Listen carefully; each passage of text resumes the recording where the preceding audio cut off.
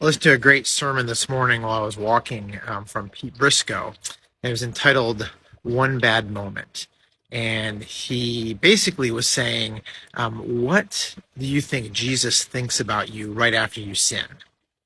And he went through a story of Peter and talked through that. But his basic premise was, when we sin, we usually feel guilt right away, which isn't a bad thing because it triggers us that we did something wrong. But a lot of us feel shame and we want to hide, and shame is a terrible thing. It's straight from hell, and it says there's something fundamentally wrong with you. And Jesus counteracts that. He says, "No, when you sin, I want you to come to me." And you walk through the story of Peter, and um, he reaches out to Peter separately and tries to restore him, and does restore him.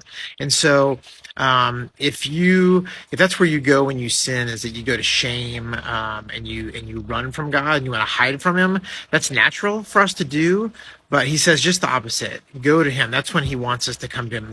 He's going to say, "Hey, I've got you. I've forgiven you for every sin, past, present, and future.